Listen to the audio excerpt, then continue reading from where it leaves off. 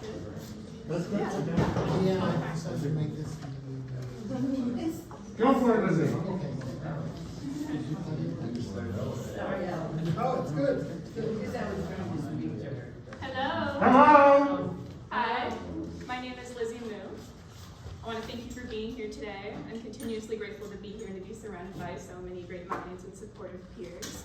Thank you for your time and support. Growing up, I've always felt drawn to perform on a stage. As a kid, I told my mom I wanted to be a ballerina. No, a cheerleader. No, an actress. The football field and the basketball court became my stage when I ended up doing color guard in high school, if you happen to be familiar with what that is. Now, however, I work with the stage. When I was in first grade, my single mother, who has a disability, went back to college to pursue her bachelor's and master's in fine arts, specializing in drawing and painting. I tagged along with her to a lot of her classes, spent school breaks painting in her studio, and even, to my mom's disbelief, but to her professor's approval, participated in assignments and critiques. Clearly, this has had no influence on me at all. Being an artist has always been the only option for me. Knowing this and how difficult such a career can be, I became motivated to work towards that goal. I started my collegiate career at Orange Coast College, a growing community college in Costa Mesa.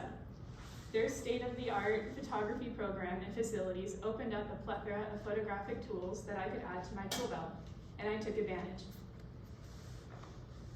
My first several bodies of work consisted of technological challenges.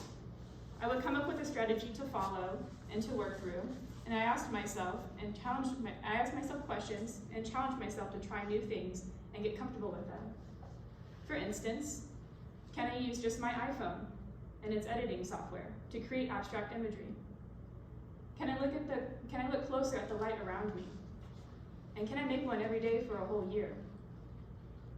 Can I use a single piece of silly putty, make it look sultry, and then make it look like something else, and something else, and something else? This is 10 of the sequences of the silly putty shifting from one form to another. Can I take everyday objects, obscure their form with lighting, but leave enough for you to still know what it is, while only using one light? At this point, I'm becoming more ambitious with my installations. This is one of the first times that I felt like I was really creating a scene or setting a stage. Can I learn how to use film in this Hasselblad camera on the fly, outside of my comfort zone, aka outside of the studio, photographing people, once again, outside of my comfort zone, where the only thing that I can control are my camera settings and where I was when I decided to capture the decisive moment. And then, can I create a fictional environment and then make it real? For this installation, I hand-painted over 1,400 pounds of sand. In order to create a more dynamic landscape, I mixed over 20 different colors of sand to come together and create Beach Bum's distinct pink-colored sand. These are photos of the installation process.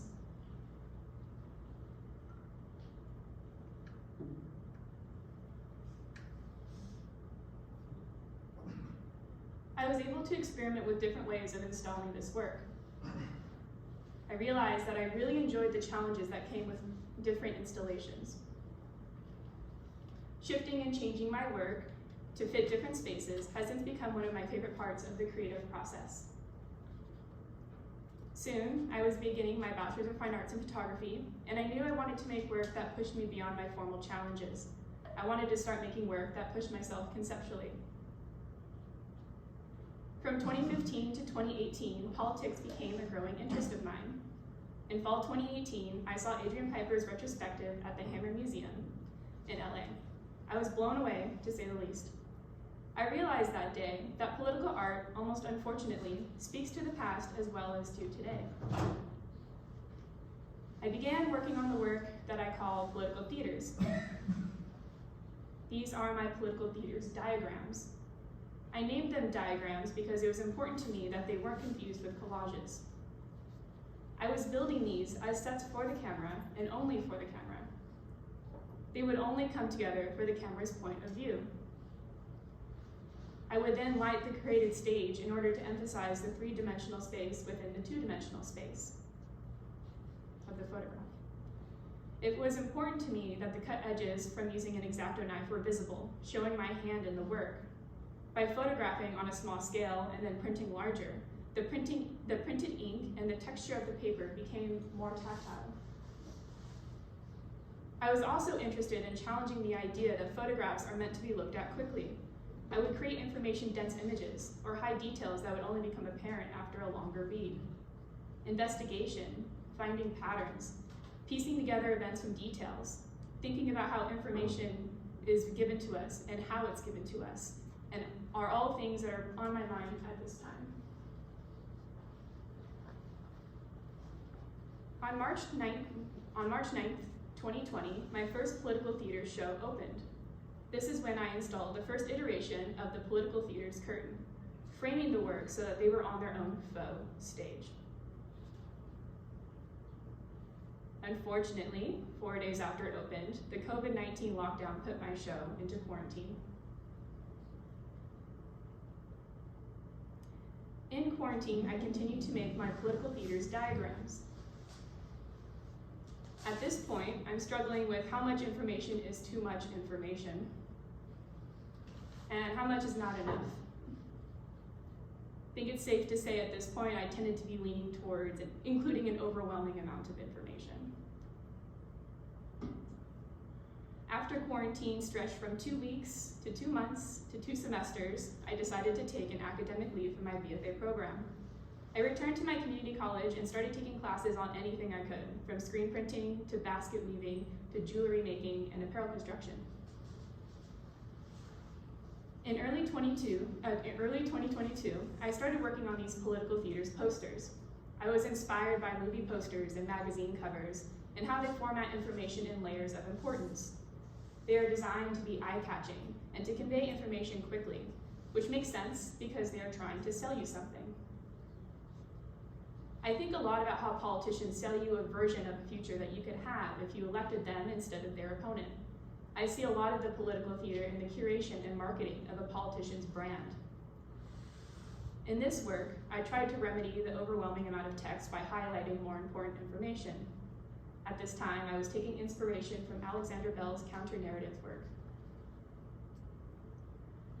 In 2022, I got the opportunity to have a redo of my political theater show that was shut down during COVID. Here are the theater posters in exhibition view. In this show, the political theater's curtain becomes the falling political theater's curtain. It becomes even more of a facade here. While the theater curtain breaks down in an unnatural way, it reveals a dilapidated facade that is also falling and revealing another, less finished, and even more informal facade. Materials listed for the curtain are included to, but aren't limited to, include but are not limited to PVC pipes, plastic thread, cardboard, and duct tape. The curtain is also now pooling on the right side, invading your space. It becomes something that gets in your way. For this show, I ended up going back to my diagrams, but remedying their lack of information and accessibility by writing on them in silver Sharpie. In this one, I labeled the cast of characters that were involved in Watergate.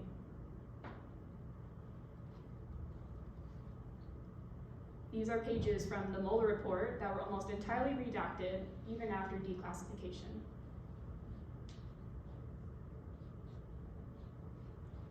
This is imagery taken from a Democratic debate in 2019, which had almost a dozen candidates on the stage, and the debate largely comprised of them just talking over each other.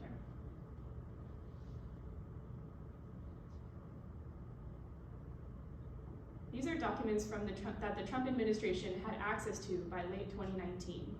One is a presentation titled Facilitated Group Discussion, Pandemic Response, that was given from the outgoing Obama administration to the incoming Trump administration in 2016. The other is a report titled Mitigating the Impact of Pandemic Influenza Through Vaccine Innovation from September 2019. In this photograph, my notes point out that Trump's first impeachment trial had just begun, and I question, was this ignored or missed?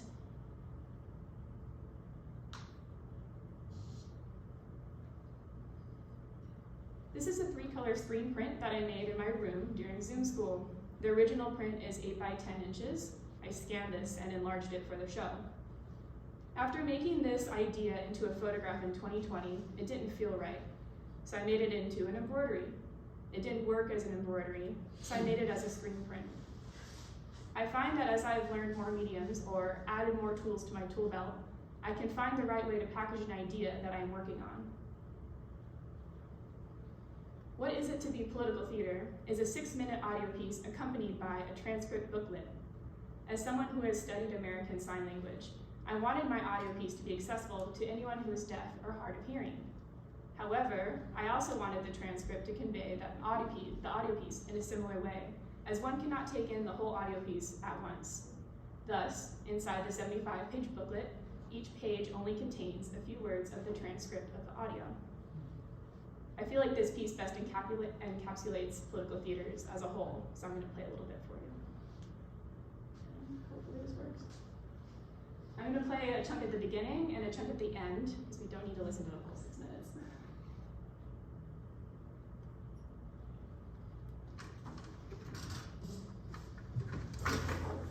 What is it to be political theater? Is it to be sensational? Perpetuating the same inevitable kaleidoscopic cycle with ideas that there is a definite right and wrong side of the ever-widening aisle that divides the indivisible? Presenting political players as pawns in a powerful game that is larger than anyone can cognize.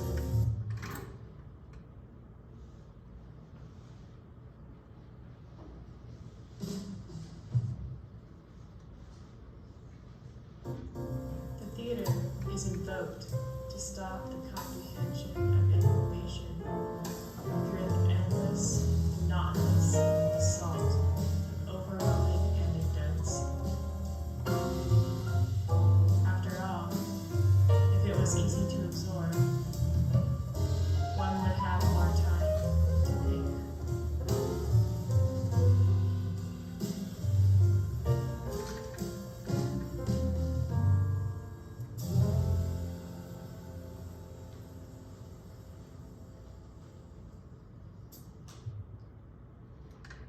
This won't change your opinion. I want to note that this is a shortened and accelerated version of the piece. The work is a 2-minute, 53-second silent video that I made utilizing C-SPAN footage of Brett Kavanaugh's Supreme Court confirmation hearing, or nomination hearing.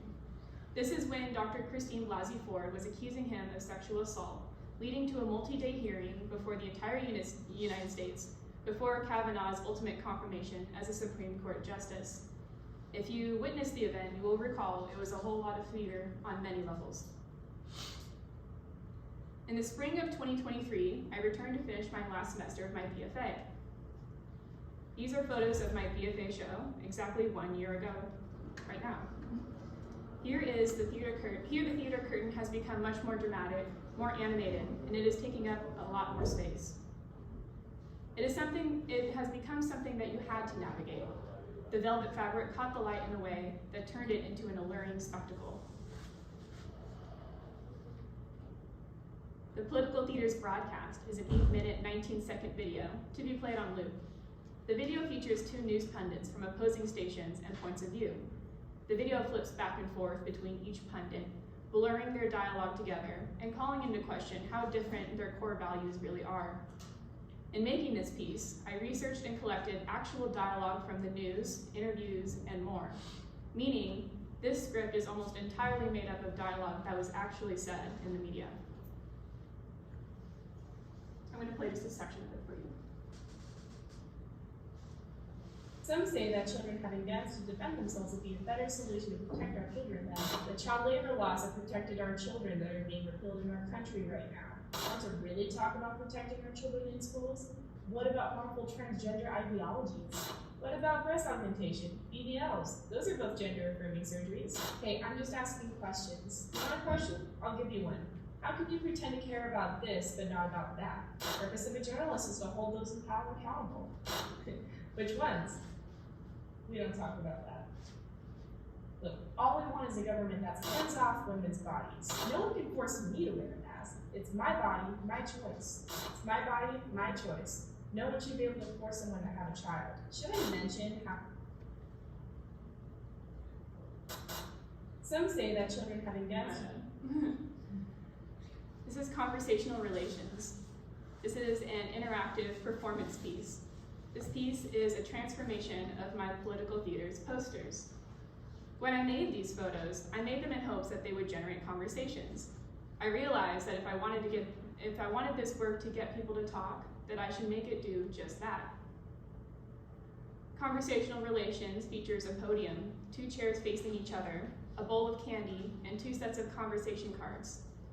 A label on the podium prompts viewers, with another person, pick a topic card to discuss while you enjoy a piece of candy. When visitors participate, they are placed in an authoritarian position as they occupy the soapbox, with spotlights shining on them while their conversation unfolds. Here are the backs of the cards, which feature quotes from politicians where they contradict themselves, or the policies established in the regions that they represent and reside in. And here's some documentation of conversational relations being activated.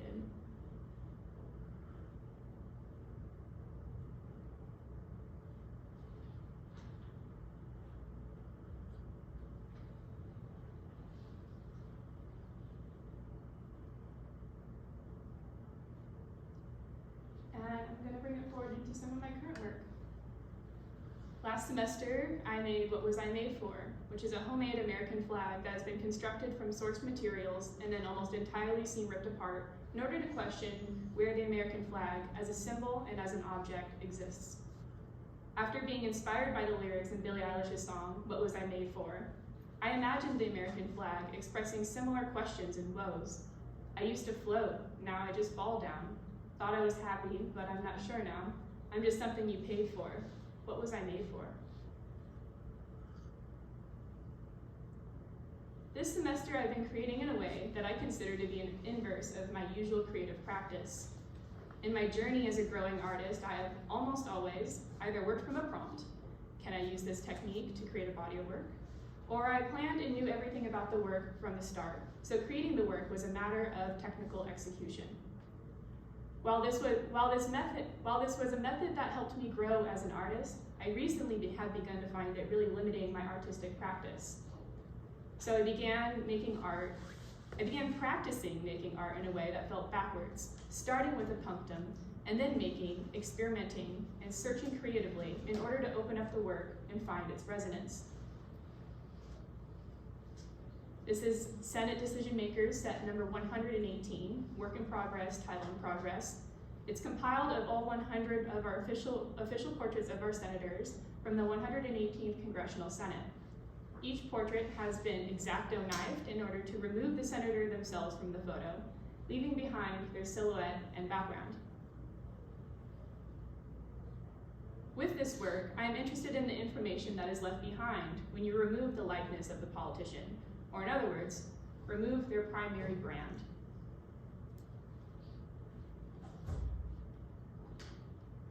Throwing Pillows, Work in Progress, Title in Progress, will be a series of embroidered pillows that feature collected phrases from social media, conversations, and more.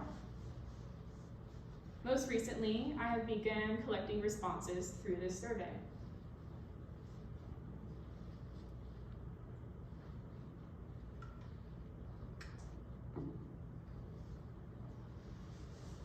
The responses I have received have been thoughtful, inspiring, and generous. A few have offered very personal perspectives. A few of my favorites. Political theater is when the conversations about politics are treated like sports or a contest rather than real-life decisions with consequences. I feel like I'm reading a script and performing political theater when I'm trying to explain to my parents my beliefs. My humanity is not up for debate. I honestly don't know what it is to be political theater. It's like porn. You know it when you see it. I've been thinking a lot about the power of these phrases, statements, and sentiments that I have been embroidering. The power they hold, but once they are spoken, they will often hit you like a pillow. A pillow hitting your face would simply bounce off, painlessly and without affect. I have now started to embrace the handwriting on the responses that I have received. This is an AI-generated mock-up of what I currently envision throwing pillows to be as a final piece. I am seeing this as an interactive piece that people can sit on and play with and look at the different pillows. Another way that I've been shifting up my tendency to overthink every aspect of my work is by forcing myself to make more quickly. With access to a risograph printer this semester, I've been able to come up with ideas and bring them to life almost instantly. These are postcards that I have mailed out to my friends and family.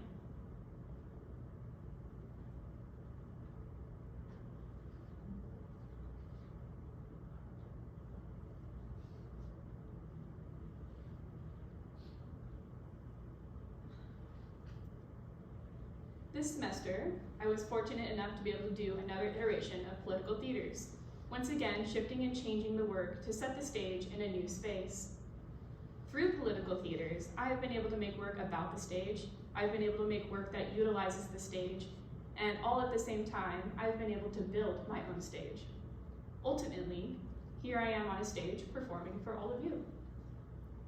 Because of my technical explorations through different mediums, I don't feel limited in where I can take my work. Each medium that I learn influences all the other knowledge that I have of all other mediums that I have learned. This is something that has always been really important to me, and primarily it's important to me to never stop adding to my tool belt. I continue to be influenced by the work of Adrian Piper, Alexander Bell, Hans Hake, Barbara Kruger, and Mark Lombardi. I've learned over the years that I'm an artist that thinks like a photographer, but at the end of the day, I realize that I'm still that little girl feeling drawn to the stage.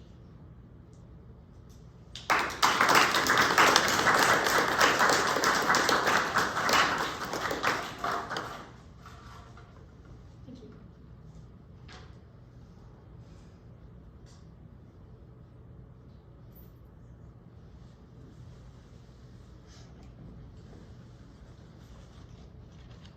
Are you familiar with Tiny Bricks Project? I don't think so. It's all about poetry and politics. It's based out of Quebec, Canada, and it's on Instagram. It's mostly women embroidering stuff. So when I was looking at your embroidery piece, I was really thinking of them. I was sending you a link to that, but it's this Tiny Bricks Project. It's fantastic resource. They have so much happening on their page all the time. Thank you. And that's a community project. Yeah, it is. Who is it? Tiny Bricks Project. Tiny Bricks? Yeah. Tiny Bricks. They're great, like all the stuff that they do. I mean, I'm completely against doing anything like sewing or embroidery. It makes me feel crazy. I follow them. I follow them too. Yeah. They're amazing. It's nice to think about it engaging with the audience, which I think is a big part of what you do. It's funny that I hadn't thought about it before when you're focusing on on being on stage and kind of, almost like putting on a show.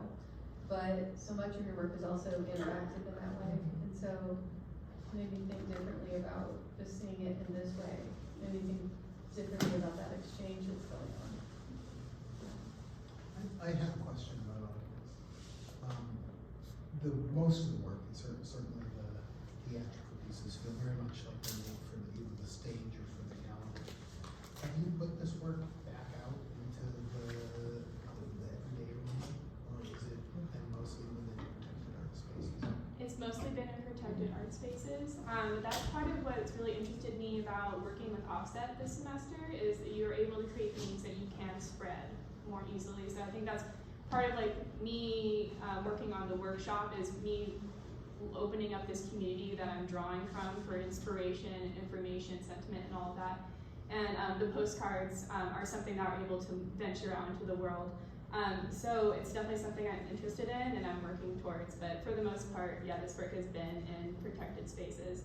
However, I will note that at least before I moved out here, I was from a very conservative town and I worked at a restaurant where I would hear lots of things as a bartender, and I would invite a lot of my conservative regulars to my shows. And so I have been able to have people that aren't from an art background come to the show, see the work, and they responded really well.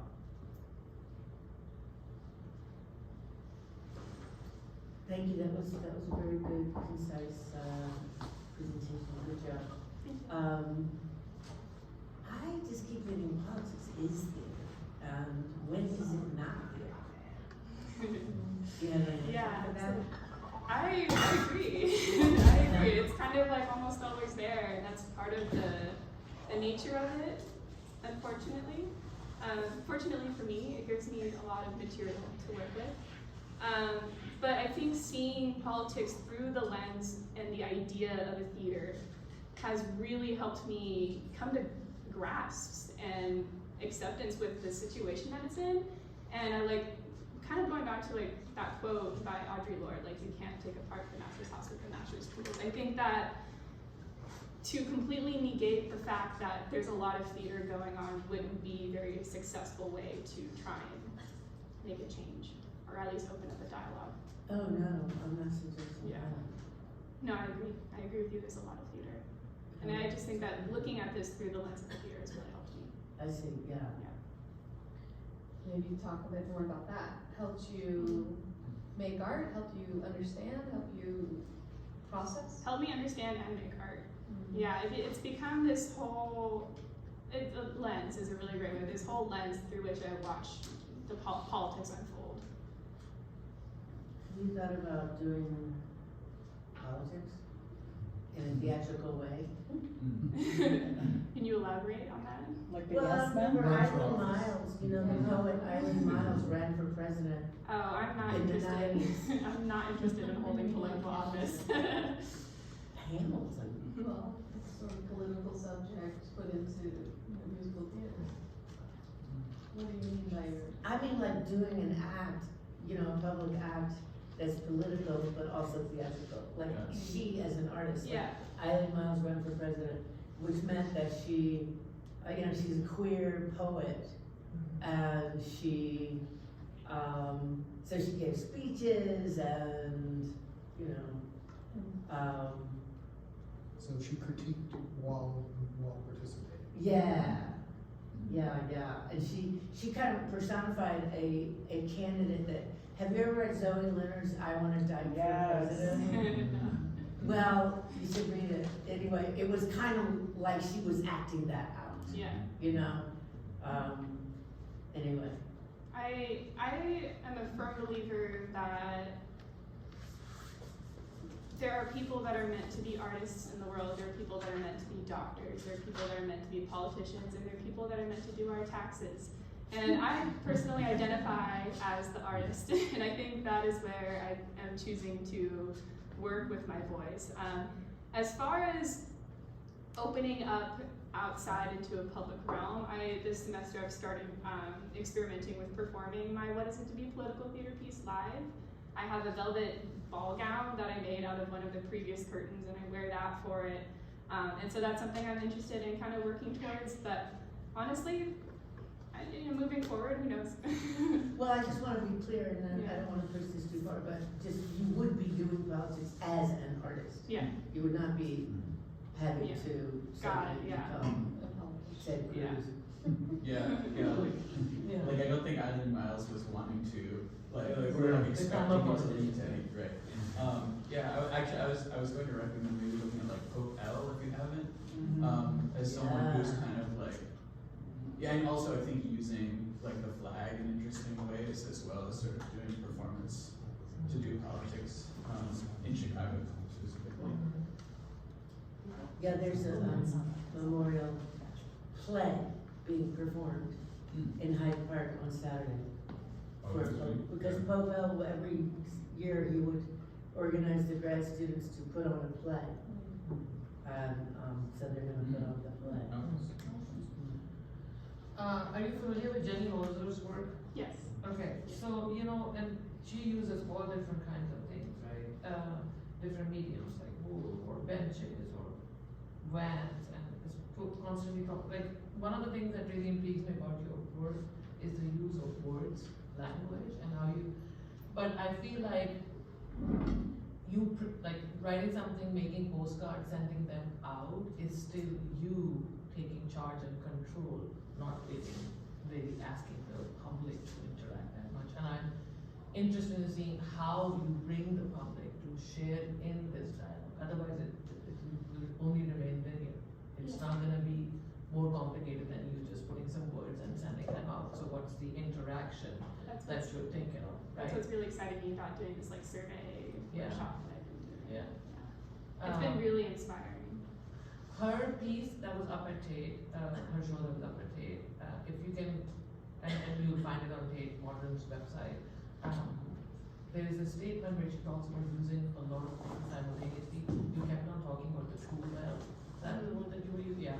And I was reading that and I was like, oh, you have to look it up and read about some of the things that she's trying to do with engaging the public, or putting words out there, or making people think a certain way, or not think a certain way, or like kind of engage in a dialogue that's not one-sided only. I guess I'm thinking of an older reference, and that's Marcel Guitars. Yeah. Because he takes a position of authority, right? It's not given to him, but he takes and stands in that position of authority. He becomes the institution and the institutional voice. And it's very performative. I mean, I think there's a statement that's always quoted about it's the least sincere thing he could do, so he decided to do it as a poet. But there's something very interesting in that stance, that he makes that work from that institution in all sincerity, tries to take that position. That this could be theater, right, and a pretense, or it could become a passion that has a different level of seriousness as it engages, and you don't have to separate yourself from it necessarily. Who's that poet? Marcel, am I spelling this right? Brutars, Good luck. T-H-E-E-R-S. Wow. Yes, yes. Oh, yeah. Long ago I wrote about it. That's one of them. Yeah, there's always sort of in your faceness that political well, let's say that political activism versus political theater. I think what is the difference for me personally is where from a really sort of foregrounded in your faceness things become a little bit more, or ideally way more subtle. But then I'm thinking of John Hartfield, for example, the placards and the posters that he did, they were always never missing the punch. They were always about being right there in the center between the eyes. And this is really more a question, because we're heading into or we are in an election year, and I feel like lost, to be honest, because not because I don't know who to vote for, although that's also part of it, that's also very clear. But it's about the times in which this simplicity is really, I mean, nothing's real, and it seems like it's so difficult to find guiding lines that ultimately help the ordinary voter. And so I'm thinking, is this it? Is this gonna help someone who's undecided? I'm really asking it, and I hope it is, to be honest. But I'm also clueless. I share that sentiment, like I hope it would, but you know, I can't speak for each individual human experience, but that's something that I definitely, at the very least with my work, I am hoping to at least get the wheels turning, you know, anyway, or maybe you have a conversation with somebody, or maybe you see the work and you go talk about it with somebody else. You know, I think bringing this back to the foreground as like, don't forget, you know, this is, you know, setup, or not, maybe setup isn't the right, manufactured, not quite the right word either. But just don't forget that the theater is there, you know, and I think with the amount of media that we tend to consume nowadays, it's easy to get lost in the content and not look at the content. Thanks. Thank you.